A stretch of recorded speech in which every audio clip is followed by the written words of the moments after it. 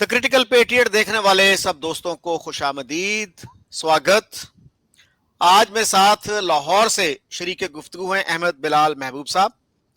He is a well known intellectual and head of a think tank called pill that. उनके साथ तशरीफ फरमा है सुनील शरण। He is an author and a columnist. Bilal साहब, आपसे अगर मैं शुरू करूं, जब से हमारा ये क्राइसिस शुरू हुआ इंडिया के साथ 22 अप्रैल को, तो उसके बाद हमारा मीडिया, हमारी गवर्नमेंट सारे ये कह रहे हैं कि ये एक फॉल्स फ्लैग ऑपरेशन था। और उसके साथ साथ हम देखते हैं कि कुछ लोग इससे डिसएग्री भी करते नजर आते हैं। मसलन एम्बेसडर अब्दुल बासित का एक ट्वीट है 29 ऑफ अप्रैल का, जिसमें वो कहते हैं कि Pahalgam clearly shows Jammu and Kashmir is the real dispute between Pakistan and India. Unless this dispute is resolved, there is no peace in South Asia, period. So, आपको नहीं लगता कि उन्होंने इस, जिसको हम कह सकते हैं डोमिनेंट नैरेटिव या नेशनल कंसेंसस, कि ये जो पहलगाम टेरर अटैक था ये एक फॉल्स फ्लैग ऑपरेशन था, उसको टोटली कंट्राडिक्ट कर दिया है? ये तो एक तरह से उसको एक लेजिटिमेट एक्ट ऑफ रेजिस्टेंस करार देते नजर आते हैं। तो what is your reading of the situation? बहुत शुक्रिया शकील साहब। देखिए, मेरा अपना जाती व्यू तो ये है कि that was an act of terrorism and that needs to be condemned very clearly without ifs and buts. उसमें मासूम सिविलियन जाने ज़ाया हुई, तो इसलिए उसको कंडेम करना बिल्कुल इंसानियत के का तकाजा है। हुकूमत पाकिस्तान ने भी ऐसे किया है। यानी Abdul Basit may have his own opinion and he's a friend and I know him well and he had always been a hawk. Whereas India is concerned, he had been our former High Commissioner to India, but generally I've seen him, when he speaks, he's mostly a hawk in India-Pakistan policy. लेकिन government की ये policy नहीं है। Government की policy यही है कि it was an act of terrorism, we had nothing to do with it and we condemn it, we condemn the loss of life. और मेरा अपने ज़ाती व्यू जो है वो हुकूमत की पॉलिसी के साथ रेजोनेट करता है। I also believe that कोई भी ऐसा एक्ट जो मासूम लोगों को की जान लेता है वो कभी भी लेजिटिमेट नहीं हो सकता, वो किसी भी प्रिटेक्स्ट पे सही नहीं हो सकता, even if that leads to reviving the disputed nature of Jammu and Kashmir, even then it's not justifiable. अच्छा बिलाल साहब, हमारा एक मसला ये भी रहा है कि क्रेडिबिलिटी का एक, डॉक्टर फरजाना शेख को आप जानते होंगे, चैटम हाउस में she is a well known researcher there, और वो पाकिस्तानी बैकग्राउंड की हैं। उन्होंने एक आर्टिकल लिखा जिसमें उन्होंने जिक्र किया पाकिस्तान इंड्योरिंग क्रेडिबिलिटी प्रॉब्लम। तो why do we have this problem? देखिए, उसकी वजह यह है कि माजी में ऐसी चीजें होती रही है ना, जिसकी वजह से क्रेडिबिलिटी का क्राइसिस है। उसका सबसे सेलिब्रेटेड जो केस था वो तो उस वक्त था जब जनाब अटल बिहारी वाजपेयी साहब पाकिस्तान तशरीफ लाए थे और जनाब नवाज शरीफ साहब ने उनका इस्तकबाल किया था और वो बस यात्रा पे आए थे। वो बड़ा लीप ऑफ फेथ था मेरा ख्याल में उनके लिए भी, और यहाँ पे आके उन्होंने बहुत अच्छी बातें की थी। वो मीनार पाकिस्तान पे भी गए थे और ऐन उस वक्त जब ये सब कुछ हो रहा था तो उस वक्त कारगिल में भी कुछ हो रहा था। तो इसीलिए वाजपेयी साहब ने बाद में, इफ आई रिमेम्बर करेक्टली, कहा था कि हमारी पीठ में छुरा घोंपा है। तो ये एक सेलिब्रेटेड केस है अनफॉर्चुनेट क्रेडिबिलिटी को डिस्टर्ब करने का। तो एक से ज़्यादा मरतबा ऐसे हुआ है, तो इसलिए ये क्रेडिबिलिटी गैप तो है और इसको फिल करने के लिए बड़ी मेहनत दरकार होगी, टाइम दरकार होगा, लेकिन ये अपनी जगह मौजूद है। जी, जब वाजपेयी जी आए थे तो आपके इल्म में है कि जमात इस्लामी ने बहुत ही वायलेंट किस्म का प्रोटेस्ट किया था। कुछ लोग ये भी कहते हैं कि एस्टैब्लिशमेंट की तरफ से उनको हल्लाशेरी दी गई और फिर सर वाजपेयी साहब मीनार पाकिस्तान भी गए और उन्होंने कहा वो लोग जो कहते हैं कि हमने पाकिस्तान को तस्लीम नहीं किया, मैं उनके शकूक व शुबहात दूर करना चाहता हूं। लेकिन फिर हमने ये भी देखा कि कुछ लोगों ने जाके फिर मीनार पाकिस्तान को धोया भी कि ये नापाक हो गया है, ये अनक्लीन हो गया है कि जी एक गैर मुस्लिम यहाँ आया या प्राइम मिनिस्टर वाजपेयी यहाँ आए। और सर 2004 में जब वाजपेयी इस्लामाबाद आए उस वक्त जमात इस्लामी ने कोई प्रोटेस्ट नहीं किया और वो सार्क मीटिंग थी जिसमें इंडिया और पाकिस्तान ने ये एग्री किया, पाकिस्तान ने एक्चुअली अंडरटेकिंग दी, सॉलम अंडरटेकिंग के पाकिस्तान की जो सरजमीन है, पाकिस्तान की टेरिटरी, वो इंडिया के खिलाफ किसी टेररिस्ट एक्शन के लिए इस्तेमाल नहीं होगी। और फिर हमने देखा कि मुंबई हो गया। तो इन चीजों को कैसे देखते हैं आप? ये सारी चीजें बहुत अनफॉर्चुनेट है। मैं समझता हूँ कि वाजपेयी साहब जो पाकिस्तान आए थे, वो पाकिस्तान और इंडिया के मसाइल को हल करने के लिए मेरे ख्याल में वो बेस्ट पॉसिबल अपॉर्चुनिटी थी। वाजपेयी साहब being a BJP leader himself और Nawaz Sharif being a Pakistan Muslim league leader, ये दोनों वो लीडर थे जो अपने अपने मुल्कों में यूँ समझिए कि एक शिद्दत पसंद लॉबी को रिप्रेजेंट करते थे। इसके मुकाबले में पाकिस्तान में पीपल्स पार्टी अगर ये कर रही होती जो नवाज शरीफ कर रहे थे तो शायद उसको वो पजीराई ना मिलती, और इंडिया में अगर कांग्रेस ये कर रही होती तो शायद उसको भी शक की निगाह से देखा जाता।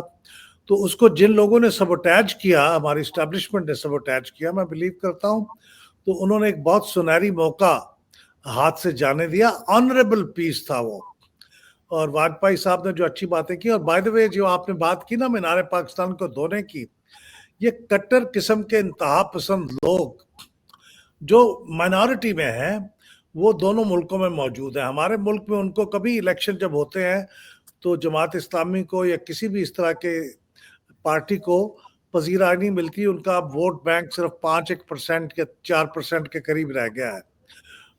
लेकिन जिन लोगों ने भी वहां जाके धोया होगा वो हमारी मेजॉरिटी को और हुकूमत को रिप्रेजेंट नहीं करते थे। हमने तो उसका बहुत इस्तकबाल किया था मुसलमान पाकिस्तान में, और पाकिस्तानी मुसलमानों ने, पाकिस्तानी नेशन ने वाजपेयी साहब को, मैं पर्सनली बहुत मैंने उनको वेलकम किया वार्मली कि वो यहाँ आए हैं, और उन्होंने कितनी अच्छी बातें कही हैं। उन्होंने अपनी पोइट्री भी गवर्नर हाउस पे सुनाई थी। तो वो मेरे ख्याल में बहुत ही इम्पोर्टेंट इनिशिएटिव था। वो अपने साथ एक बड़ा डेलीगेशन लेके आए थे जिसमें शायर भी थे, अदीब भी थे, सियासतदान भी थे, और वो मेरे ख्याल में इतना अजीम जेस्चर था, इतना ग्रेट जेस्चर था कि उसकी अहमियत को कम करने की किसी भी कोशिश को कंडेम करना चाहिए। बट अनफॉर्चुनेटली हमने वो मौका गंवाया, और फिर उसके नतीजे में आज भी ये जो टेंशन है वो प्रिवेल कर रही है। जी अच्छा बिलाल साहब, ये बात तो दुरुस्त है कि ऐसे जो लोग हैं एक्सट्रीमिस्ट, उनकी फॉलोइंग इलेक्शन के हिसाब से उनकी इतनी पॉपुलैरिटी नहीं है, लेकिन फिर भी वो हमारा नेशनल डिस्कोर्स जो है उसको डोमिनेट करते हैं और वो अपनी टर्म मनवा लेते हैं जो भी वो चाहते हैं। मसलन रबवा का नाम जब चेंज हुआ तो पंजाब असेंबली में एक भी एमपी ऐसा नहीं था, मेंबर ऑफ असेंबली, जिसने कहा हो कि भाई वहां के रहने वालों से भी पूछ लो। हर एक ये समझ रहा था जी मैं सवाब का काम कर रहा हूं, इस नाम को बदल देना चाहिए। पहले कुछ अजीब सा नाम रखा, फिर उसके बाद वो चनाब नगर रख दिया, यानी वहां के लोगों को कंसल्ट करने की जरूरत महसूस नहीं की गई। और भी आप देख लीजिए, ब्लास्फेमी लॉ जो है ये इन्हीं एक्सट्रीमिस्ट लोगों का ही एजेंडा है ना, लेकिन हमारी पार्लियामेंट बेबस है, हमारा मीडिया बेबस है, वो इस पर डिबेट भी नहीं कर सकते। अब देखिए ये परसों की बात है, सरगोदा में एक अहमदी डॉक्टर को मार दिया गया just for being an Ahmadi. तो इस तरह के जो वाकयात हैं नेशनल लेवल पे हमें आउटरेज नहीं नजर आता कि यार ये चीजें जो है ना ये कंडेम करनी चाहिए। जमात इस्लामी से ताल्लुक रखने वाले एक साहब थे हाफिज फारूक सज्जाद गुजरांवाला में 94 में, उनको बेईमाना तरीके से मारा गया, वहां पे कत्ल किया गया पुलिस की कस्टडी से छुड़ा के, लेकिन जमात इस्लामी ने प्रोटेस्ट नहीं किया उस पर। तो यानी ब्लास्फेमी का इशू भी एक पॉलिटिकल इशू बन गया है। अब देखिए जावेद गामदी जैसा एक जय्यद स्कॉलर वो कह रहा है कि जी हमारा ब्लास्फेमी का लॉ जो है ये कुरान हदीस और फिका, खासतौर पे फिका हनफी के खिलाफ है, लेकिन कोई बंदा बोल नहीं सकता मीडिया में, कोई पार्लियामेंट में नहीं बोल सकता। तो मैं आता हूं आपकी तरफ, सुनील आप काफी देर से खामोश हैं, तो सुनील, इंडिया में कुछ लोग हैं जो कहते हैं कि इंडिया ने जो एक्शन लिया ऑपरेशन सिंदूर में वो नहीं लेना चाहिए था, और इंडियन गवर्नमेंट को चाहिए था कि वो कोवर्ट ऑपरेशन लेती बलूचिस्तान में या एनडब्ल्यूएफपी में। आपने भी इसी तरह का एक आर्टिकल लिखा टाइम्स ऑफ इंडिया में, उस पे आपको याद है एक साहब ने क्रिटिसाइज किया आपको। उन्होंने कहा जी इस तरह तो फिर हम जो इल्जाम पाकिस्तान पे लगाते हैं वही हम पे लग जाएगा। हम कहते हैं जी पाकिस्तान जो है वो टेररिज्म को सपोर्ट करता है, स्पॉन्सर करता है। तो आप क्या इसी तरह से इस तरह की एक्टिविटी अगर बलूचिस्तान में करेंगे या खैबर पख्तूनख्वा में करेंगे तो आप पे वही इल्जाम नहीं लगेगा? आप कैसे फिर हाई मॉरल ग्राउंड क्लेम कर सकेंगे? शुक्रिया शकील साहब। सबसे पहले तो जो एक्शन लिया गया है इंडिया ने, उसका जो मैंने आर्टिकल लिखा था तो वो फियर था कि जो एक्शन होगा, अगर मिलिट्री एक्शन होगा इंडिया की साइड से, तो क्विकली एस्केलेट हो जाएगा न्यूक्लियर वॉर पे। एंड वो बात सच निकली। चौथे दिन पे ही आपकी न्यूक्लियर कमांड अथॉरिटी मिली है and they have decided to launch a nuclear missile, चाहे वो टैक्टिकल न्यूक्लियर मिसाइल हो, नसर आपकी जो छोटी मिसाइल है, चाहे बड़ी मिसाइल हो। तब अमेरिकन ने इंटरवीन किया है और आप दोनों पार्टीज को रोका है। दोनों पार्टीज ऑफ रैम्प चाहते थे, मतलब दोनों पार्टीज डिफ्यूज करना चाहते थे सिचुएशन को। अब कोवर्ट एक्शन की तो ये बात है कि आप हमारे यहाँ कोवर्ट एक्शन कर रहे हैं और इतने सालों से कर रहे हैं, तो हम आपके यहाँ कोवर्ट एक्शन नहीं करेंगे फिर? हमने हर चीज़ में हमने कोशिश करी है आपसे डायलॉग करने की। आप वाजपेयी साहब की बहुत बात कर रहे हो। वाजपेयी साहब was not all powerful leader in BJP. L K. Advani was also very big power centre in इस टाइम, जो उनके डिप्टी प्राइम मिनिस्टर बने थे। जब मुशर्रफ साहब आगरा में आए थे टॉक्स में, तो एल.के. अडवाणी साहब ने वो रोकी थी एग्रीमेंट बिटवीन वाजपेयी साहब एंड मुशर्रफ साहब। टुडे और इवन 215 पे आप जाएं तो हमारा जो ऑल पावरफुल लीडर है वो मोदी साहब है। उनका कोई चैलेंजर नहीं है मोदी साहब का। वो बिना बताए और बिना पूछे ही वो पहुंच गए नवाज शरीफ की वेडिंग पे, नवाज शरीफ के फैमिली फंक्शन वेडिंग पे। तो इससे बड़ा जेस्चर और क्या हो सकता है? मोदी साहब से मुसलमान लोग आपके देश में तो चिढ़ते ही हैं, हमारे लोग में भी हमारे देश में भी चिढ़ते हैं। कोई पुरानी कहानी है, उसको लोग गढ़ते रहते हैं। एंड उसके कारण मोदी साहब की जो एक्सेप्टेबिलिटी है इन पाकिस्तानी मुस्लिम्स और हिंदुस्तानी मुस्लिम्स, वो लो है। तो मोदी साहब तो पूरा अपना पॉलिटिकल कैपिटल लगाकर नवाज शरीफ को मिलने आए थे। उसके बाद क्या हुआ? उसके बाद तो कोई प्लॉटिंग जनरल नहीं था मुशर्रफ जो compete कर रहा था शरीफ के साथ। पर उसके बाद भी जो भी आपकी मिलिट्री इस्टेब्लिशमेंट थी, उन्होंने 2016 में पठानकोट लॉन्च कर दिया हमारे यहाँ। पठानकोट में आपने कहा कि हमारी इन्वेस्टिगेशन होनी चाहिए। हमने आपकी पूरी आईएसआई की टीम को, और आप समझिए आईएसआई क्या समझा जाता है इंडिया में। आप लोग तो अच्छे इंसान समझ जाते हैं, नवाज शरीफ तो बहुत अच्छे इंसान समझ जाते हैं। ISI is a dreaded organisation in India. जितनी आईएसआई से हेट्रेड है इंडिया में, और किसी ऑर्गेनाइजेशन, पाकिस्तानी ऑर्गेनाइजेशन से हेट्रेड नहीं है। तो हमने जब अलाउ किया आईएसआई को पठानकोट की इन्वेस्टिगेशन में, उनको पूरा एक्सेस दिया, फिर भी वो जाके उन्होंने यही कहा कि फॉल्स फ्लैग ऑपरेशन है। तो हाथ बटाना तो आपकी साइड से चला रहा है, हिस्ट्री में भी चला रहा है। अयूब खान की नेहरू साहब से दोस्ती थी, जिया उल हक की मोरारजी देसाई के साथ दोस्ती थी, इंदिरा गांधी की जुल्फिकार अली भुट्टो के साथ दोस्ती थी, मुशर्रफ साहब की पहले वाजपेयी साहब के साथ दोस्ती बनी, फिर मनमोहन सिंह के साथ दोस्ती बनी, नवाज शरीफ की वाजपेयी साहब के साथ दोस्ती बनी, फिर मोदी साहब के साथ दोस्ती बनी। बट जो आपकी करंट मिलिट्री लीडरशिप है उसका कोई दोस्त नहीं है। आपकी करंट मिलिट्री लीडरशिप उतनी सख्त इस्लामी है जितने जियाल हक थे। बट जियाल हक ने तब भी इतनी दोस्ती करी मोरारजी देसाई के साथ कि मोरारजी देसाई को आपने निशाने पाकिस्तान दिया। आपकी जो करंट लीडरशिप है उसको ब्लाइंड हेट्रेड है हमारी इंडिया के साथ। उसकी कोई कम्युनिकेशन नहीं है हमारी इंडिया लीडरशिप के साथ, उसकी कोई स्टांस उनका। जब भी कोई भी आपका सेंसिबल जनरल आता है, जैसे परवेज मुशर्रफ हुए, चाहे उन्होंने बहुत गलतियां की, इंडिया ने उनकी सारी गलतियां माफ करी। चाहे कमार बाजवा हुए, उन्होंने सिंसियरली पीस ऑफर किया है। उनका पीस ऑफर तो बहुत ही प्रैक्टिकल पीस ऑफर था। पर जैसे ही मुशर्रफ साहब गए हैं, उनको हटाया है कियानी साहब ने। कियानी साहब भी हार्डलाइन जनरल माने गए हैं, और इस टाइम जो आपके आर्मी चीफ हैं वो भी हार्डलाइन है, सुपर हार्डलाइन है। तो हम क्या करें आपके साथ? दोस्ती का हाथ बढ़ाते हैं तो आप हमको नापाक करार देते हो आप हमें। और आपके मुशर्रफ साहब ने और आपके नेवल चीफ ने और एयर चीफ ने, तीनों ट्राई चीफ्स ने वाजपेयी साहब को सैल्यूट नहीं किया है। वो बॉर्डर पे मिले नहीं हैं। उन्होंने कहा है हमारी चाइनीज डेलीगेशन आई हुई है, वो मोर इम्पोर्टेंट है।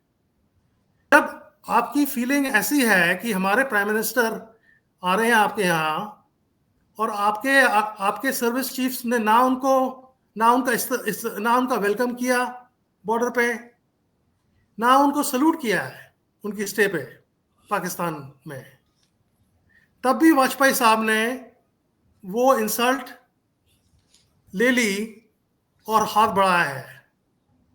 तो हर एक एंगल से आप देखा जाए तो अगर हमारी 20% गलती है तो 80% गलती आप लोगों की है जी। अभी भी जो हादसा हुआ है 22 अप्रैल में, सारे कश्मीरी उठ खड़े हुए हैं इन support of India and against Pakistan. वो भी आप लोग नहीं मानते हो। अब्दुल बासित जी कहते हैं हमने रीसरेक्ट कर दिया है। कैसे रीसरेक्ट कर दिया है? सारे कश्मीरी तो हमारे साथ हैं। आपको अच्छा। एक रिलीजन कार्ड दिखाई देता है और आपको लगता है कि रिलीजन कार्ड के बेसिस पे कश्मीरी आपके पास आएंगे। वो कश्मीरी आपके पास नहीं आएंगे। पहले भी नहीं आना चाहते थे महाराजा हरि सिंह के टाइम पे, और ना अब भी आना चाहते हैं। ये रियलिटी आपको बहुत, it is very hard for you to bear कि हमारे इस्लामी जो ब्रदर्स हैं वो क्यों नहीं हमारे साथ आना चाहते हैं। अच्छा बिलाल साहब, हमारे यहाँ ये बड़ा पॉपुलर आर्गुमेंट है कि पाकिस्तान में एक्सट्रीमिस्ट जो है ना उनको वोट नहीं मिलता। मजहर अब्बास साहब ने भी ये बात की इसी डिबेट में जियो पे ना, जब ये मसला चल रहा था, तो उसमें बहुत सारे इंडियन जो हैं वो ये कहेंगे कि आपका तो सर कयाम ही एक्सट्रीमिज्म पे हुआ। आपने कौन सा वो एक्सट्रीमिस्ट नारा था जो नहीं लगाया? आपने कहा कि मुस्लिम है तो मुस्लिम लीग में आ, और जो मुस्लिम लीग को वोट नहीं देगा वो उसका निकाह टूट जाएगा। पीरों को यूज किया, मौलवियों को यूज किया, और जो उस वक्त गवर्नर थे पंजाब के, उन्होंने वायसराय को रिपोर्ट दी कि इस्लामिक यूटोपिया क्रिएट करने की बात हो रही है। और यहां तक भी कहा गया कि जी पाकिस्तान का मतलब क्या, ला इलाहा इल्लल्लाह।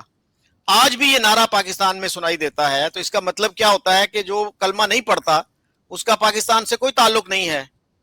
और जैसा मैंने पहले भी कहा कि हमारी एक्सट्रीमिस्ट पार्टी भले उनको वोट ना मिलता हो, लेकिन एजेंडा वही कंट्रोल करती हैं जो वो चाहती हैं। भुट्टो साहब जैसा लिबरल और सेकुलर आदमी भी उनके सामने सरेंडर करने पे मजबूर हो जाता है।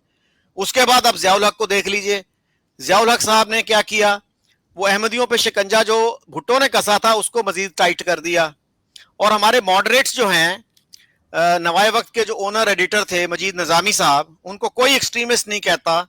एक दफा ज़ियाउल हक ने उनको कहा, निजामी साहब चले मेरे साथ इंडिया जा रहा हूं मैं, तो गुस्से में आ गए, कहते हैं मैं अगर इंडिया गया तो मैं टैंक पे बैठ के जाऊंगा एज अ कॉन्करिंग हीरो, मैं जहाज में बैठ के या इस तरह से नहीं जाऊंगा। तो ये हमारे मॉडरेट्स हैं, तो एक्सट्रीमिस्ट का आप देख लीजिए कि क्या हाल होगा।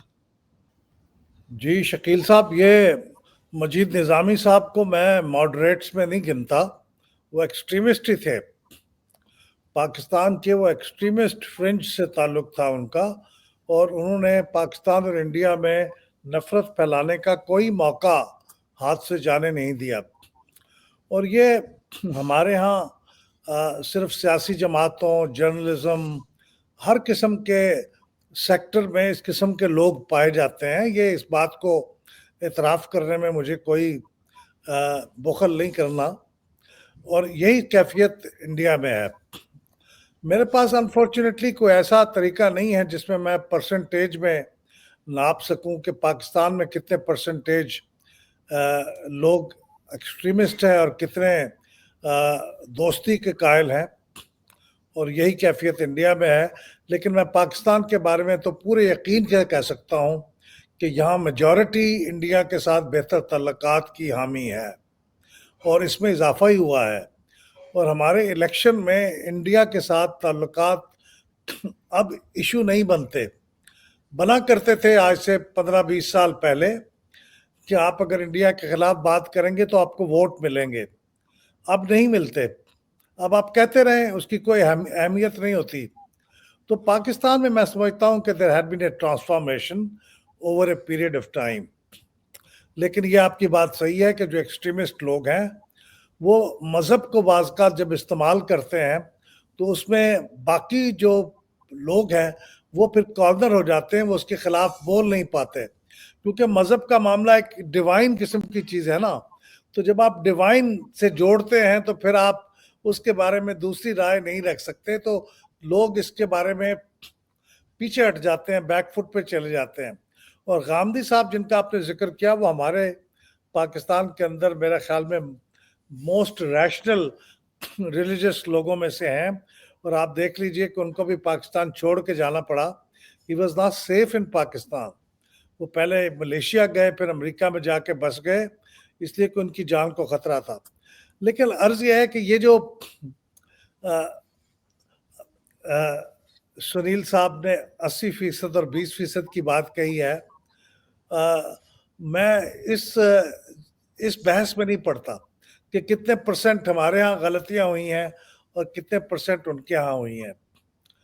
और हकीकत यह है कि अगर वाकई कश्मीरी मुसलमान या कश्मीरी इन जनरल पाकिस्तान से शामिल होने के लिए बिल्कुल तैयार नहीं है, तो मामला तो बहुत आसान हो जाता है।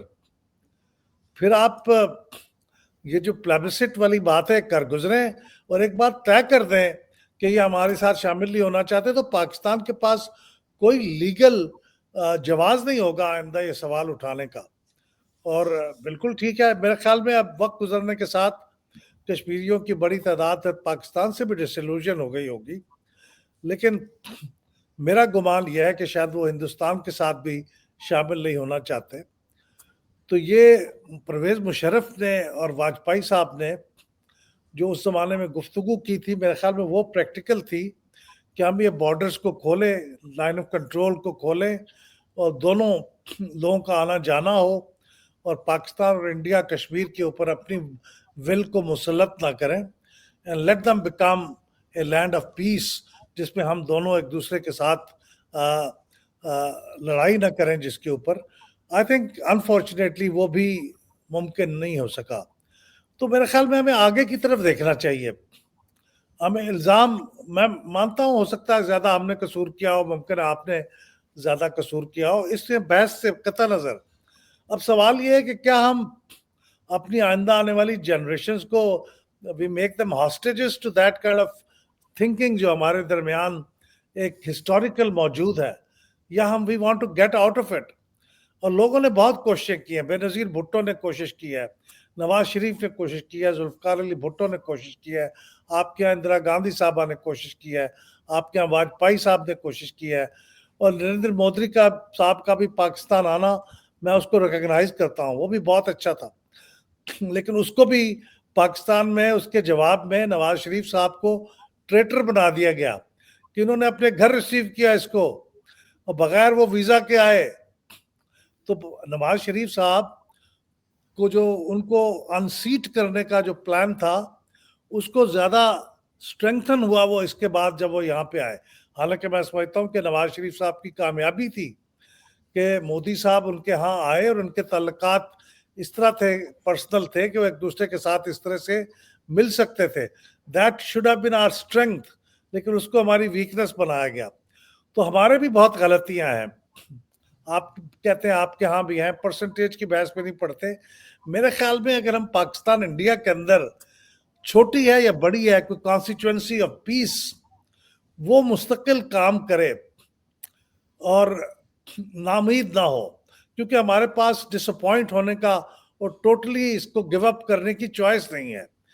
जिस तरह आपने फरमाया कि हम we were very close to a nuclear disaster. जब भी पाकिस्तान और इंडिया में ये मसला होगा, ये nuclear disaster will not be ruled out. क्या हम चाहते, हम ये नहीं चाहते, बिल्कुल ऐसा नहीं होने देना चाहिए।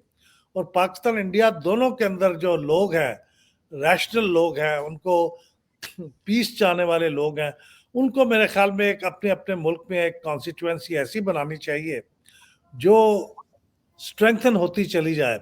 मैं इंडिया कई बार गया हूँ और मैंने जब भी मैं गया हूँ मैंने तो वहाँ पे बहुत वार्मथ पाई है, बहुत फ्रेंडशिप मैंने देखी है। होंगे वहाँ भी तापसंद होंगे, हमारे यहाँ भी हैं, लेकिन generally I found lot of warmth and friendship. और थर्ड कंट्रीज में हम जब जाते हैं, अमेरिका में, बरतानिया में, तो सबसे अच्छे दोस्त पाकिस्तानियों के इंडियन ही होते हैं, and I think vice versa. तो I think let's build on that. मैं नहीं चाहता हम इंतहाई अहमकाना बात होगी। मैं कभी सोचता हूँ कि आने वाली जो जनरेशन्स है इंडिया और पाकिस्तान में, वो हम पे क्या सोचेंगी कि ये वो जनरेशन थी जो आसानी से आधे घंटे में लाहौर से अमृतसर आ सकती थी गाड़ी में बैठ के, और उससे दोनों मुल्कों के तल्लुकात बेहतर होते, इकॉनमी बेहतर होती, रिलीजियस टूरिज्म प्रमोट होता, और ये दोनों एक दूसरे के बॉर्डर बंद कर रहे थे और ट्रेड बंद कर रहे थे। आई थिंक दे विल कर्स अस कि ये कैसी जनरेशन थी जिसने दोनों मुल्कों को कितना जुल्म किया। तो I think let's build on whatever little constituency of peace we have. ये मैं जिस वक्त बात कर रहा हूँ, इस वक्त अब हालात कंड्यूसिव नहीं है। इस वक्त हालात कंड्यूसिव है एक दूसरे के खिलाफ बोलने के, और वी गेट कैरिड अवे। लेकिन हकीकत यह है कि हमें एक दूसरे को स्ट्रेंथन करना चाहिए, पीस को, और आगे बढ़ना चाहिए, no matter how difficult is it. अच्छा बिलाल साहब, आपने कहा कि मजीद निजामी जो थे एक्सट्रीमिस्ट थे और एक्सट्रीम फ्रिंज को वो रिप्रेजेंट करते थे। इसके बावजूद सर नवाज शरीफ साहब के जो वालिद थे बड़े पावरफुल आदमी थे और उनके बच्चे जो हैं उनको कभी डिफाई नहीं करते थे। उन्होंने ये ऑफर की थी मजीद निजामी को कि आप प्रेसिडेंट ऑफ पाकिस्तान बन जाएं। तो इतने एक्सट्रीमिस्ट आदमी को ये ऑफर की गई कि आप प्रेसिडेंट बन जाएं, वो तो खुद उन्होंने इनकार कर दिया कि नहीं, मैं प्रेसिडेंट नहीं बनना चाहता। और दूसरा सर, जब वाजपेयी जी आए थे तो मुस्तनसर तारड़ जो थे पीटीवी पे मेन होस्ट थे उस इवेंट के, वो कहते हैं जी मुझे इतनी इंस्ट्रक्शन दी गई, ओवर इंस्ट्रक्टेड कर दिया गया कि आपने ये बात भी नहीं करनी कि हमारा कल्चर एक है, हम में कोई कॉमनैलिटी है। तो उन्होंने कहा भाई मैंने फिर कहना क्या है। इतना वो बंदा तंग आ गया इंस्ट्रक्शन से। तो हम सर क्लैरिटी नहीं है हमारे अंदर कि हम वाकई पीस चाहते हैं नहीं चाहते। ठीक है, एक छोटी सी पीस कंस्टिट्यूएंसी है यहाँ, लेकिन वो आप देखिए इस क्राइसिस में बड़े बड़े लिबरल रैशनल लोग जो हैं वो भी जिंगुइस्टिक हो गए थे। तो ये जो है दूसरा आपने फरमाया कि हमें माजी का, we should not be trapped in the past, तो वो बात दुरुस्त है। लेकिन सर माजी का एक ऑनेस्ट एनालिसिस भी तो जरूरी है ना, ऑनेस्ट असेसमेंट कि भाई हमने गलतियां की क्या। आपको एक ऑनेस्ट असेसमेंट करनी पड़ेगी। अब बहुत से लोग कहेंगे कि जी आपने एक फॉल्स इक्विवेलेंस ड्रॉ की है कि जी एक्सट्रीमिस्ट इधर भी हैं, एक्सट्रीमिस्ट उधर भी हैं।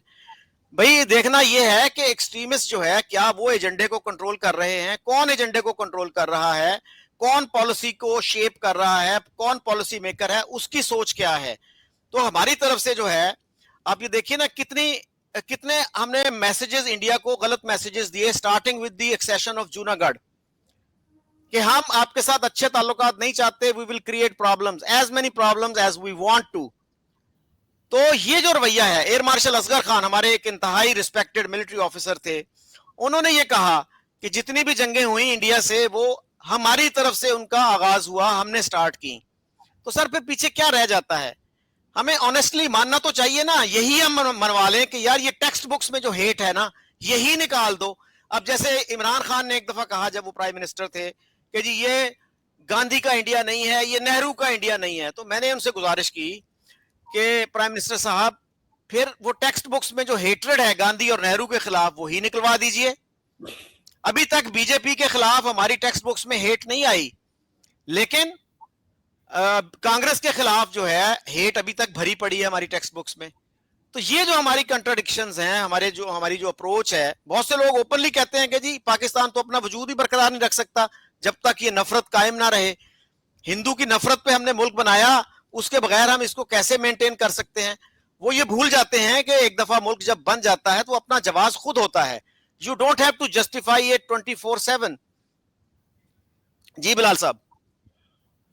गुजारिश ये है कि आपने मजीद निजामी साहब की बात से शुरू की थी। ये बहुत पॉलिटिकल आई थिंक एक टैक्टिक था कि नवाज शरीफ साहब ने उनको कहा कि आप प्रेसिडेंट बन जाए। मकसद ये था कि वो अखबार में और वैसे जो कुछ बोल रहे हैं नवाज शरीफ के खिलाफ और इंडिया के खिलाफ, प्रेसिडेंट तो हमारे यहाँ बिल्कुल एक यरकमाल होता है, यानी हॉस्टेज होता है, वो तो ना बोल सकता है ना कुछ कर सकता है। तो वो तो ये चाहते थे कि मजीद निजामी साहब प्रेसिडेंट बन जाए और प्रेसिडेंट हाउस में कैद होकर बैठ जाए, ताकि नवाए वक्त वो किसी निस्बतन कम एक्सट्रीमिस्ट के कब्जे में आए, वो बातें हों। उस जमाने में नवाए वक्त मकबूल अखबार था, अब वो मकबूल भी नहीं रहा। अब नवाए वक्त तो हार्डली मुझे नहीं समझ आता कि कौन पढ़ता होगा, लेकिन वो एक टैक्टिक था उनका। लेकिन ये देखिए, जब ये आपने बिल्कुल दुरुस्त कहा कि हम हमारी टेक्स्ट बुक्स में जो लिखा है और जिसकी वजह से नफरत ब्रीड होती है, हेट्रेड ब्रीड होती है, इट मस्ट चेंज। जब तक ये चेंज नहीं होगा नई नस्लों में नफरत मुंतकिल होती रहेगी। लेकिन उसके लिए ज़रूरी है कि हमारे दोनों मुल्कों के दरमियान पीस हो। जब परवेज़ मुशर्रफ साहब के ज़माने में दोनों मुल्कों में आने जाने का मौका मिला था तो रिलेटिवली हालात बेहतर हो गए थे और ये बातें शुरू हो गई थी और हमारे यहाँ लिखा जाने लगा था टेक्स्ट बुक्स को रिवाइज किया जाए, और मेरे ख्याल में हो जाती हैं अगर वो पीस का पीरियड थोड़ा सा बढ़ जाता।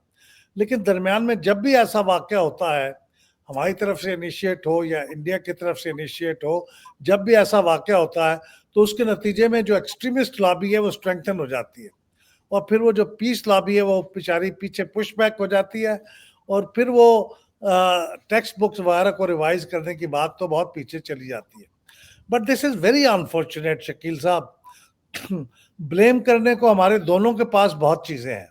पाकिस्तान को अगर आप ब्लेम करना चाहें तो बहुत सी चीज़ें हमने गलत की हैं, और इंडिया को भी हम ब्लेम करना चाहें तो बहुत सी चीज़ें उन्होंने गलत की है। लेकिन ये ब्लेम गेम से बाहर निकल के बात करने की ज़रूरत है ना। तो मैं तो समझता हूँ कि ये वक्त नहीं है शायद इसके लिए कंड्यूसिव, लेकिन होता जब भी हालात को बेहतर करना होगा, और उसको किए बगैर हम रह नहीं सकते। हम अपने ज्योग्राफी तो चेंज नहीं कर सकते ना, तो हम इकट्ठे मिलकर रहना पड़ेगा, पीस के साथ रहना पड़ेगा। तो उसके लिए ये जो झगड़े हैं हमारे, ये अचानक हल नहीं होंगे, इसके लिए वक्त लगेगा। वो जूनागढ़ की बातें हों, हैदराबाद की बातें हों, कश्मीर की बातें हों, I think we can continue to differ on that. और देखें ना, आप चाइना और इंडिया के दरमियान ट्रेड तो चल रही है ना सारे झगड़े के बावजूद, माफ कीजिए, तो हमारी भी होनी चाहिए ताकि कोई दोनों के दरमियान कोई ब्रिज तो हो। इस वक्त तो हमने सारे ब्रिजेस को जला दिया है, और इसमें ज़्यादा कसूर हमारा है क्योंकि लास्ट हमने ब्रिज ट्रेड का, वो जब एक्सेशन हुई इंडिया ने ऐलान किया तो उसके बाद से जला दिया। हालांकि ट्रेड को ख़त्म करने से क्या फ़ायदा होने वाला था। तो अनफॉर्चुनेट है ये सारी सिचुएशन। जी अच्छा बिलाल साहब, आपने कहा जी इंडिया की तरफ से भी गलतियां हुई, पाकिस्तान की तरफ से भी हुई, लेकिन सर देखिए ना आगाज किसने की? जी, छोटा मुल्क होने के बावजूद भी आपने इतनी एडवेंचरस पॉलिसीज बनाई कि वही जूनागढ़ से शुरू किया, और इमरान खान ने तो जूनागढ़ को फिर कहा था कि इसको मैप का हिस्सा बनाओ, और वहां पे आपको पता है कि रेफरेंडम हुआ था, इंडिया ने रेफरेंडम करवाया था 1948 में, तो पाकिस्तान को 2 लाख में से तकरीबन 91 वोट, 91 वोट मिले थे सिर्फ, और उसको भी पाकिस्तान ने मेरा नहीं ख्याल कि अब तक तस्लीम किया है। उसके बाद सर अब देखिए कि कश्मीर पे जो है हमने ट्राइबल इन्वेजन करवाया, और हम लोगों को एजुकेट नहीं करते कश्मीर पे भी, उनको वो जो बलपूसा जो पंजाबी में कहते हैं उसी में रखते हैं। अगर हमने एजुकेट किया होता तो वो लोग इतना इमोशनली ना सोचते, लोग ज्यादा रैशनल तरीके से सोचते और वो कंप्रोमाइज की तरफ आते। जब आप उनको एक नैरेटिव ये देते हैं कि हम 100% सही हैं कश्मीर में और इंडिया 100% गलत है, तो फिर कंप्रोमाइज की गुंजाइश नहीं रहती।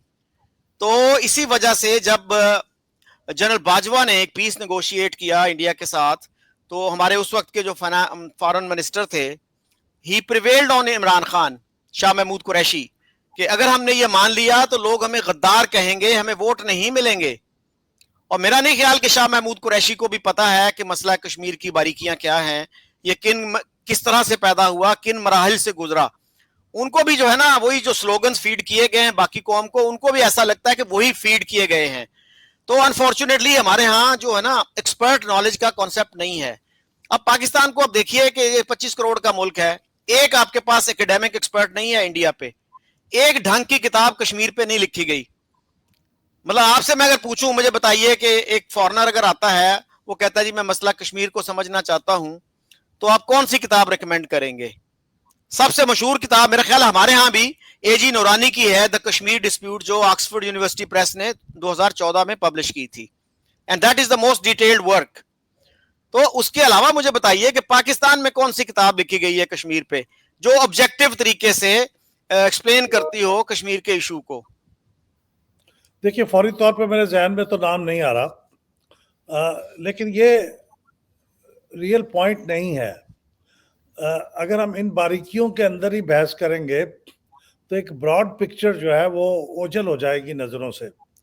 देखिए, हैदराबाद का भी इशू है, Pakistan has a point, Junagadh का भी नुक्ता है और कश्मीर का भी नुक्ता है।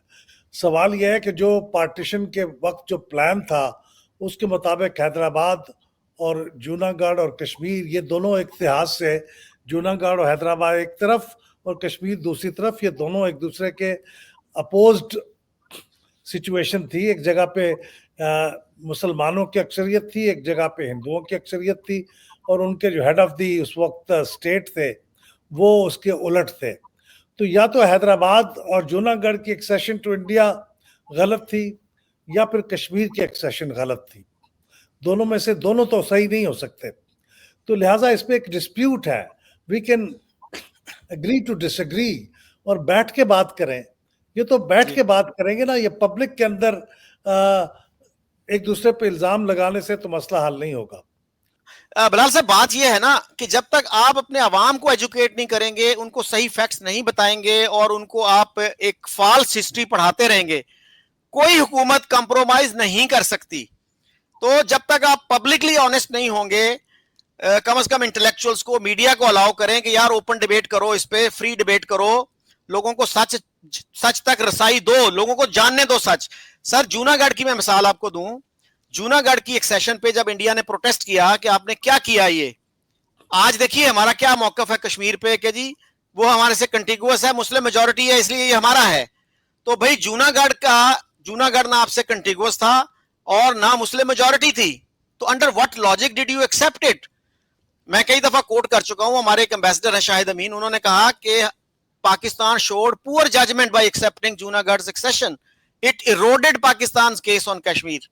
और सर, कश्मीर पे भी एजी नूरानी ही की बुक अगर आप देख लें, वो ये कहते हैं कि माउंटबेटन ने ये ऑफर की नवंबर 47 में जब वो लाहौर आए कि हम हैदराबाद, दक्कन, जूनागढ़ और कश्मीर में प्लेबिसाइट करवा देते हैं। जिन्ना साहब ने इनकार कर दिया और आज तक किसी पाकिस्तानी स्कॉलर ने उसको कंट्राडिक्ट नहीं किया है।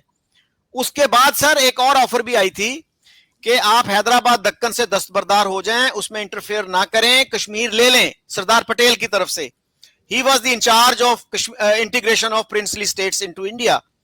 और उस पे सर सरदार शौकत हयात की बड़ी मशहूर वो कोटेशन है, और ये जंग पब्लिशर ने उनकी किताब छापी थी 95 में, और किसी ने, डॉक्टर सफदर महमूद ने भी कंट्राडिक्ट नहीं किया उनको, किसी और पेट्रियाटिक स्कॉलर ने भी नहीं किया। वो कहते हैं कि मैं लियाकत अली खान के पास गया, मैंने कहा सर ये बड़ी अच्छी ऑफर है, ये एक्सेप्ट कर लीजिए। उन्होंने कहा शौकत तुम मुझे पागल समझते हो, मैं हैदराबाद जैसी बड़ी रियासत जो पंजाब से भी बड़ी है उसको छोड़ के कश्मीर की चंद पहाड़ियां ले लूं, और अब हमें बताया जाता है जी ये तो हमारी जगलर वेन है, ये तो हमारी शाहराग है। तो सर उस पर फिर कुछ लोग ये भी सवाल उठाते हैं कि अगर आपकी ये शाहराग है तो आप फिर 78 साल से जिंदा कैसे हैं बगैर शाहराग के। तो सर ये चीजें हैं, जब तक आप आवाम को बताएंगे नहीं कोई रेजोल्यूशन नहीं होने लगा जी। मैं फिर आप सुनील काफी देर से खामोश है। सुनील। अच्छा, तो मैं रीसेंट हिस्ट्री में आना चाहता हूँ। आप सब जानते होंगे, आप दोनों जानते होंगे, जब असीम मुनीर साहब चीफ बने वो लंदन गए नवाज शरीफ को मिलने, और लंदन में Sunil your internet is not good. अच्छा जी, सुनील साहब की तो आवाज हमें सुनाई नहीं दे रही, तो अभी जो मैंने आपके सामने पॉइंट रखे तो आप प्लीज रिस्पॉन्ड कीजिएगा। देखिए, मैं यही अर्ज कर रहा हूं कि ये जो 1947 की जो बैगेज है और उससे भी पहले का बैगेज है वो हम दोनों ने उठाया हुआ है, पाकिस्तान ने भी और इंडिया ने भी। और ये बैगेज फौरी तौर पे हम उतार के फेंक नहीं सकते हैं, इसके लिए मौका देना पड़ेगा। और मैं आपको फिर मिसाल देता हूं कि आप ये कहते हैं ना कि ये हमने लोगों को अपनी बुक्स के ज़रिए, अपने नौजवानों को और अपनी पब्लिक को हमने सही हिस्ट्री नहीं पढ़ाई तो कैसे चीज़ें ठीक होंगी। मैं आपको मिसाल देता हूं कि जब गवर्नमेंट ये फैसला करती है कि हमने तल्लुकात को बेहतर करना है, तो अचानक उसके अंदर एक फंडामेंटल शिफ्ट हो जाता है चीज़ों के अंदर। और ये जो बुक्स वगैरह को चेंज करने का काम है, ये लॉन्ग टर्म है, इसकी ज़रूरत अपनी जगह रहेगी। मैं मुशर्रफ साहब की मिसाल देता हूँ। हम उस ज़माने में we used to carry a group of parliamentarians to India, और a group of parliamentarians from India used to come to Pakistan. तो हमने उस ज़माने में देखा एटमॉस्फेयर कितना तब्दील हो गया था, क्योंकि गवर्नमेंट ने इनिशिएटिव ले लिया था। तो गवर्नमेंट अगर पहला फैसला ले ले तो हालात बेहतर होते चले जाते हैं, और फिर उसमें यह मुमकिन हो जाता है कि जो हिस्टोरिकल बैगेज आपने उठा रखा है हेट्रेड का, उसको भी फिर न्यूट्रलाइज कर लें। तो ये पहला कदम तो गवर्नमेंट्स को उठाना पड़ेगा, अवाम को यह कदम नहीं उठा सकती वो, क्योंकि ये तो गवर्नमेंट्स की पावर में होता है। और सुनील साहब कनेक्ट हो गए, मेरे ख्याल उनको मौका दिया जाए। हाँ, मैं ये कहना चाह रहा था कि instead of going to history, आप पहले ये देखिए कि असीम मुनीर साहब जब चीफ बने हैं, चीफ बनने से पहले वो नवाज शरीफ को लंदन में मिलने गए, तब उनको चीफडम दी गई है आर्मी चीफ की। अब उसके बाद हमारी होप थी, जब जैसी भी इलेक्शन आपकी हुई हैं, कि जब PMNN से वजीर आजम बनना था तो वो नवाज शरीफ बनते, पर नवाज शरीफ को मिलिट्री इस्टेब्लिशमेंट ने बनने नहीं दिया। उन्होंने प्राइम मिनिस्टर बनाया है शहबाज शरीफ को। Shahbaz Sharif is always seen as very close to the military establishment. Nawaz Sharif जब भी प्राइम मिनिस्टर बने हैं उनका पंगा हुआ है मिलिट्री इस्टेब्लिशमेंट के साथ। अब इस क्राइसिस में जब 22 अप्रैल को हादसा हुआ है, शहबाज शरीफ ने कितनी कैसी बातें करी हैं, बट वो नवाज शरीफ के पास मिलने गए हैं, and Nawaz Sharif has told him कि डायल डाउन टेंशंस। तब भी ना शहबाज शरीफ ने ना आपके असीम मुनीर साहब ने टेंशंस को डायल डाउन किया है। नवाज शरीफ जो आपका नंबर 2 पॉपुलर लीडर है, civilian popular leader after Imran Khan, and in the current establishment he is the number 1 civilian leader, उसको आपने बिल्कुल मार्जिनलाइज कर दिया है।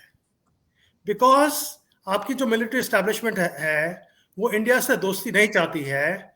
वो नवाज शरीफ अगर प्राइम मिनिस्टर बनेंगे चौथी बारी, तो वो अपना हाथ हमेशा बढ़ाएंगे इंडिया की तरफ, मोदी साहब की तरफ, और उससे आपकी एस्टेब्लिशमेंट को, जो मिलिट्री एस्टेब्लिशमेंट है, वो मिलिट्री एस्टेब्लिशमेंट तो एक ही है, मिलिट्री लीडर जो है आपके, उनको उससे घृणा होती है हमारे साथ दोस्ती मिलाने से। जो उन्होंने जो स्पीच दी है ओवरसीज पाकिस्तानीज को, रेबल राइजिंग स्पीच जो दी है, उन्होंने वेस्ट के क्रिश्चियंस को भी नीचा दिखाया है, वेस्ट के क्रिश्चियंस के कल्चर को नीचा दिखाया है, उनके रिलीजन को नीचा दिखाया है।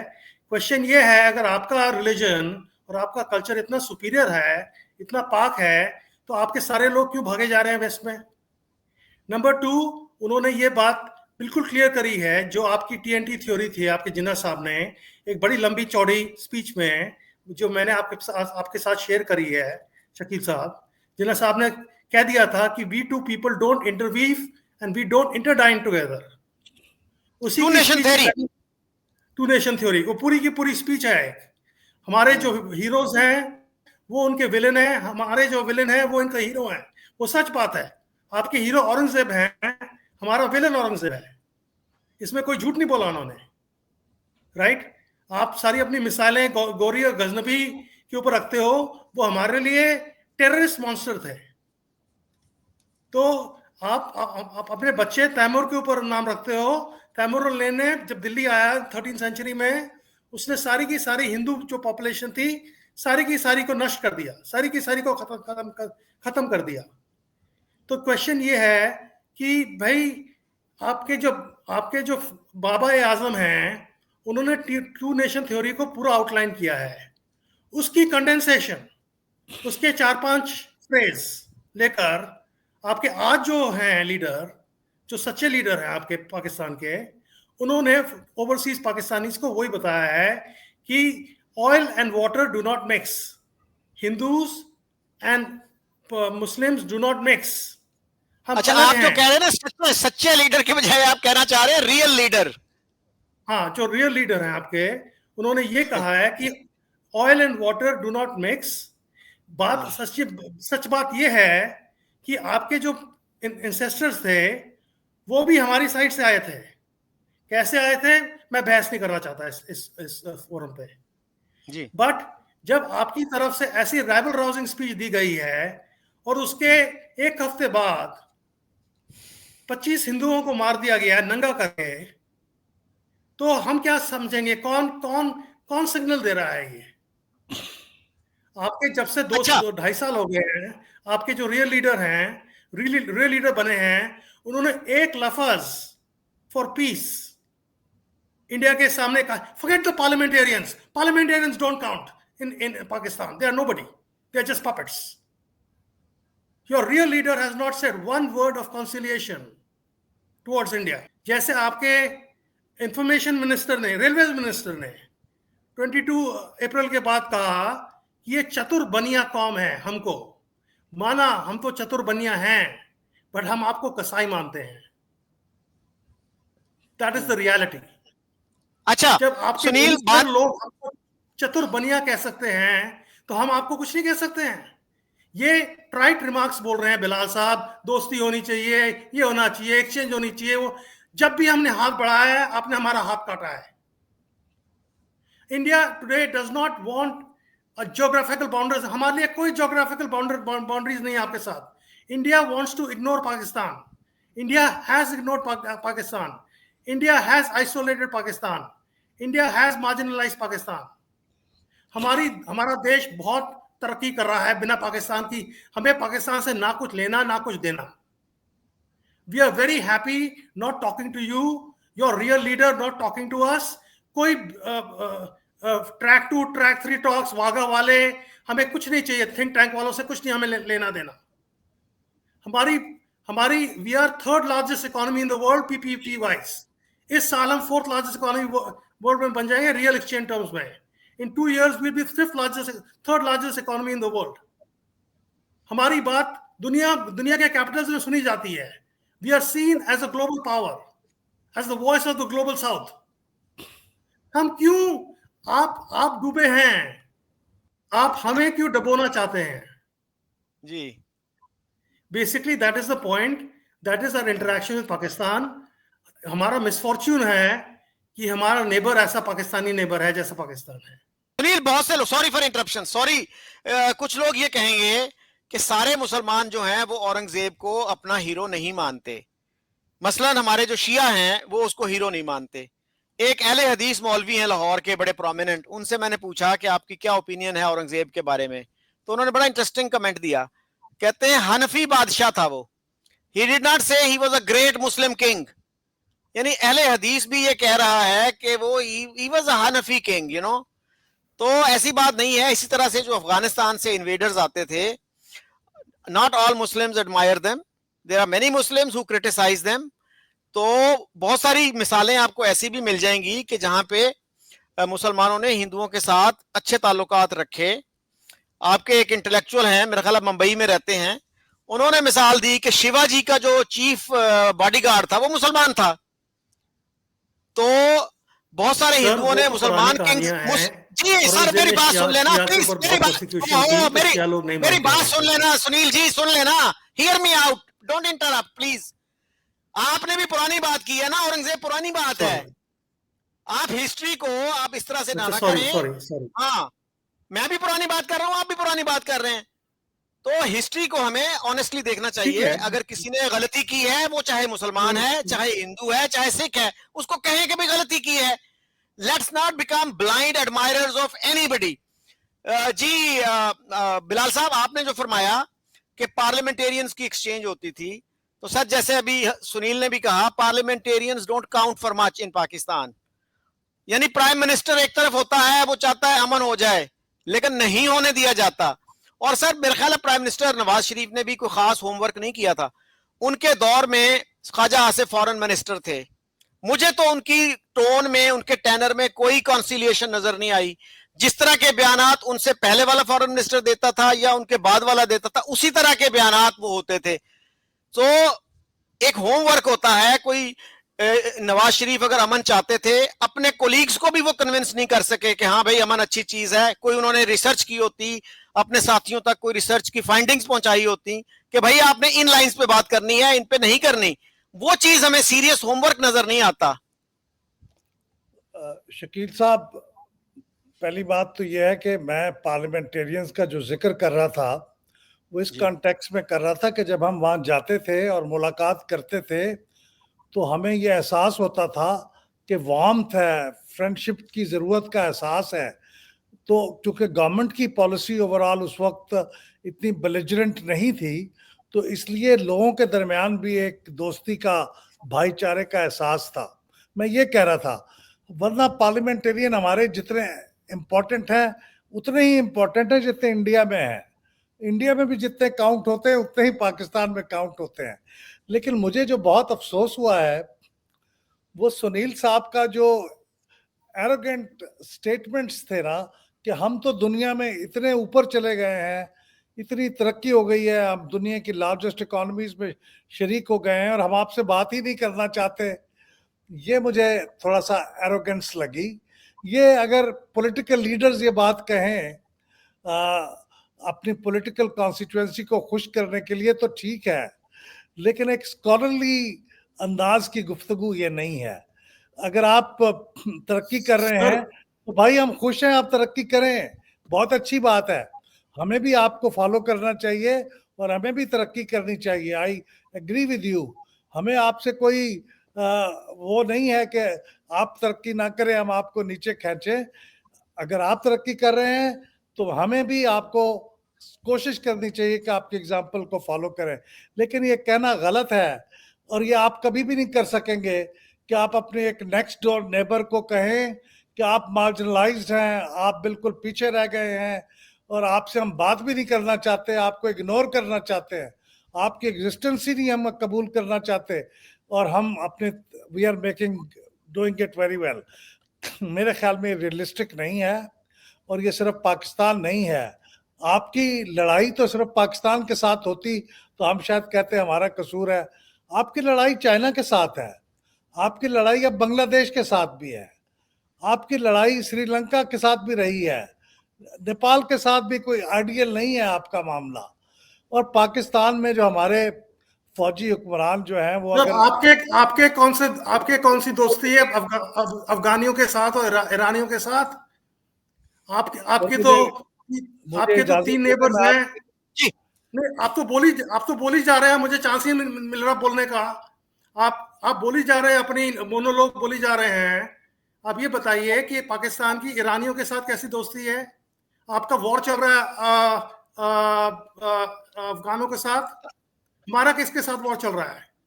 चीनो बात यह है कि मैं इस तरह की लड़ाई की गुफ्तगू वो मैं नहीं करना चाहता। आप हमें जंगजू बनाना चाह रहे हैं। ब्लेम गेम में नहीं जाना चाहता। आप कौन से दूध के धुले हैं? आप तो अपने मुस्लिम ब्रादरान से, अफगान से लड़ाई कर रहे हैं। आपका वॉर स्टेटस है। ये शकील साहब, ये जो गुफ्तगू का जी अंदाज है ना, ये मैं नहीं कर जी सकता अनफॉर्चुनेटली। अच्छा चले। अच्छा बिलाल साहब, बात ये है, आपने कहा कि जब हुकूमतें चाहती हैं तो मूड ठीक हो जाता है, लेकिन सर अब देखिए, बेनजीर भुट्टो भी आपने कहा अमन चाहती थी, उसके बाद नवाज शरीफ साहब भी अमन चाहते थे, और जरदारी साहब जब पहली दफा प्रेसिडेंट बने उन्होंने भी कहा था कि हमें 30 साल के लिए कश्मीर को फ्रीज कर देना चाहिए और हमें no first use of nuclear weapons की तरफ जाना चाहिए। तो मिलिट्री एस्टेब्लिशमेंट ने उनकी नहीं सुनी और उससे खुल्लम खुल्ला इख्तलाफ किया, और फिर जो है मुंबई पे हमले हो गए। तो सर गवर्नमेंट जो है हमारी इतनी बेबस क्यों? आपने कहा कि इंडिया के पार्लियामेंटेरियंस भी उतने ही पावरफुल हैं जितने पाकिस्तान के। तो सर अब तो पूरी दुनिया में ये कहा जा रहा है जी, पाकिस्तान में लोग वोट एक बंदे को डालते हैं, जीत दूसरा जाता है, और कोई प्राइम मिनिस्टर जो है वो अपनी टर्म पूरी नहीं करता और मिलिट्री एस्टेब्लिशमेंट उसको निकाल देती है। तो सर ये जो हमारे प्रॉब्लम्स हैं इनको इक्वेट तो ना करें कम से कम इंडिया के साथ?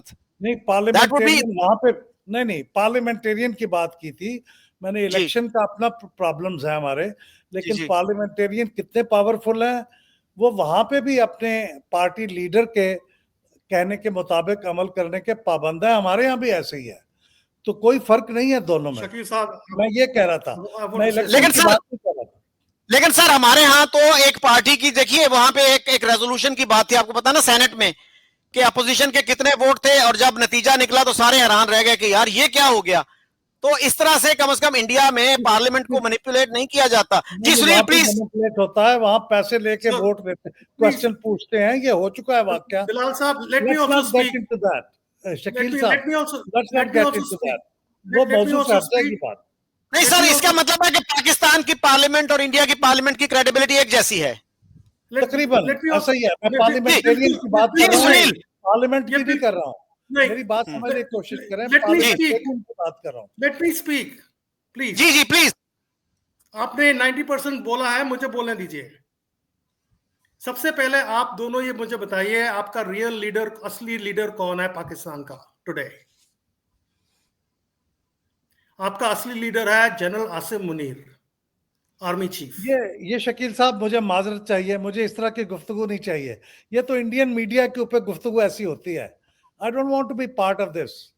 आपका असली लीडर कौन है? आपका असली लीडर आसिम मुनीर है। और भाई हम तो एक इंटेलेक्चुअल प्लेन पे आपका पावर सेंटर ही आपका सकते हैं। आपको अपनी कॉन्स्टिट्यूएंसी को खुश करना है तो कीजिए, मुझे तो ऐसी कोई मेरी कोई कॉन्स्टिट्यूएंसी नहीं है। I am a scholar. आपका प्रॉब्लम है, आपकी बातों से लग रहा है मुझे आप फॉल्स इक्विवेलेंस कर रहे हो इंडियन पार्लियामेंट को और पाकिस्तानी पार्लियामेंट को। नहीं है, मैं आपको इज्जत से बोल रहा हूँ।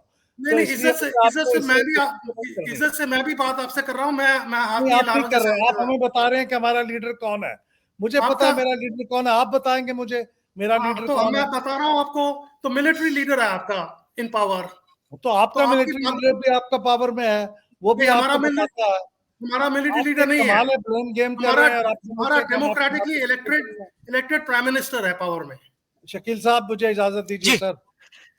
अच्छा बिलाल साहब, ये लोगों से मेरी गुफ्तगू करानी होती है तो मुझे ज़हमत ना दे।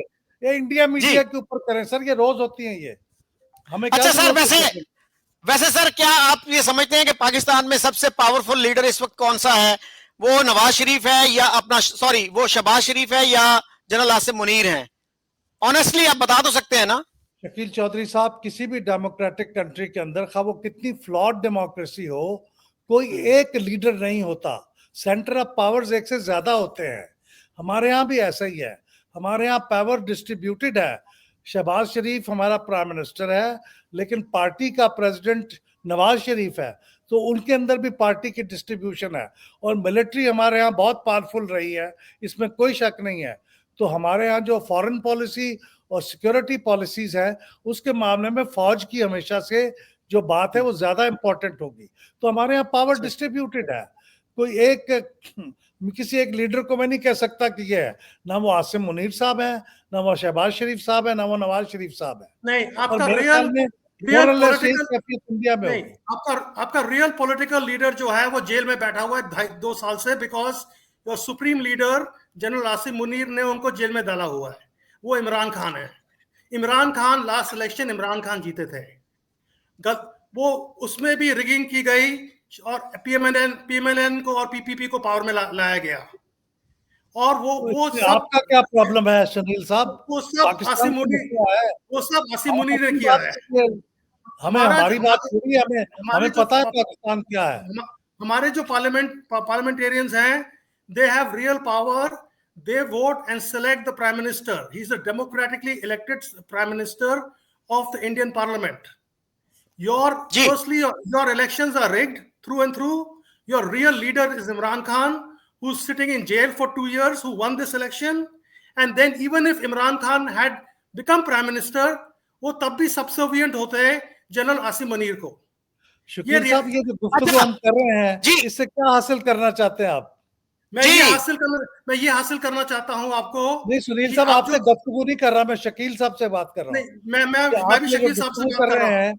इससे कोई हमें बात को समझने में मदद मिल रही है। आप कह रहे हो कि बहुत अच्छा होना चाहिए, ये गुफ्तगू नहीं कर रहा हूँ मैं सुनील साहब। 22 अप्रैल का जो हादसा हुआ है, उसकी प्रोवोकेशन जनरल आसिम मुनीर की स्पीच थी, सब मानते हैं। अच्छा, आई डोंट एग्री। अच्छा बिलाल साहब, जी Bilal sahab, we can disagree with each other. तो सर असल में ना हम इंडिया के मामलात पे भी तो कमेंट करते हैं, इंडियन पाकिस्तान के मामलात पे भी कमेंट करते हैं। जैसे अब हमारे बासत साहब होना चाहिए ना, टेम्पर तो ठीक होना चाहिए। अगर आप नाराज होकर एक दूसरे के ऊपर गुफ्तगू इल्जाम लगाएंगे तो उससे क्या फायदा होगा? मैं तो बिल्कुल इंडिया के ऊपर मेरे को तो बोलने का चांस ही नहीं दे रहे हो आप। बिल्कुल हमें आपके शकील साहब बोल रहे हैं। हमें जो है क्वेश्चन पूछा कि आपका असली लीडर कौन है, एक क्वेश्चन पूछा मैंने आपसे, हो गया हो गया, वो भी आपने इधर उधर तितर मुतर करके पत्नी उसको कर दिया। अच्छा, एक सिंपल क्वेश्चन पूछा कि who is the sole leader, main leader in Pakistan? Everybody knows the most powerful man in Pakistan. Time magazine, New York Times, Economist सवाल करते हैं, खुद जवाब देते हैं।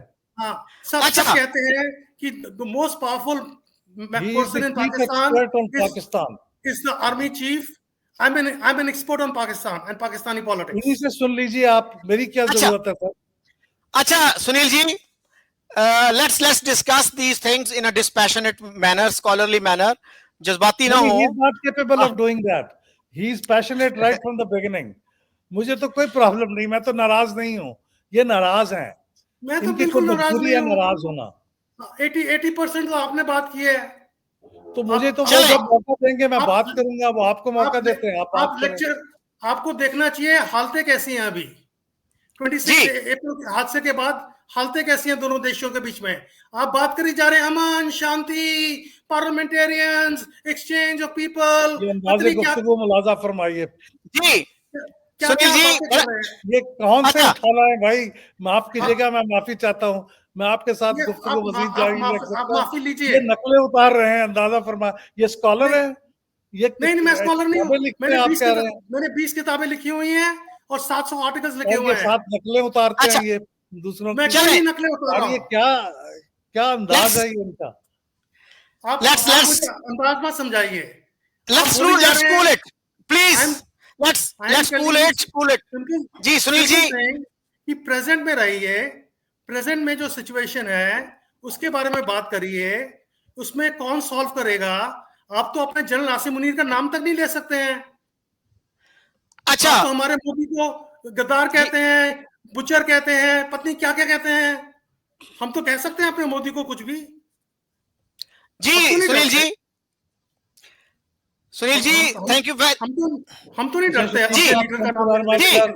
I think you have said your piece, और बिलाल साहब ने कहीं जाना भी है, तो I am thankful to you Sunil साहब, I am thankful to Bilal Mahboob साहब। बुलाया करें, जो रैशनल गुफ्तगू कर सकते हैं उनको बुलाया करें, आपकी बड़ी मेहरबानी होगी। जी कभी कभी जो है ना, मेरा ख्याल है कि रैशनल लोग भी नाराज हो जाते हैं, एंग्री हो जाते हैं। तो इस वक्त जो है ना, passions are running high in both countries, तो हमें थोड़ा सा कूल डाउन करना चाहिए सिचुएशन को, और जो रैशनल और फेयर माइंडेड लोग हैं उनको रास्ता को तलाश करना चाहिए अमन का, प्रॉस्पेरिटी का। ये स्कॉलर का काम है नकलें उतारना। मैं क्या नकलें उतार रहा हूँ? आप इंग्लिश में बोलिए, मुझे नहीं समझ आ रहा आप क्या कह रहे हैं। मिमिक्री के माहिर लगते हैं मुझे। मैं कोई मिमिक्री नहीं कर रहा हूँ। मैंने कोई मिमिक्री नहीं करी है। चले। मैंने आपको सिर्फ ये बोलने की कोशिश करी है सारे डायलॉग में कि आप आज की बात करिए। जो पार्टीज रिस्पॉन्सिबल हैं 22 अप्रैल के लिए and the war between the two parties. Thank you very much. आप आज की बात करिए, आज और कल की बात करिए। आप पता Thank you. पुरानी बातें करी जा रहे हैं, लाहौर की और नवाज शरीफ की और वाजपेयी की और पत्नी क्या क्या बातें कर रहे हैं। Thank you. Thank you.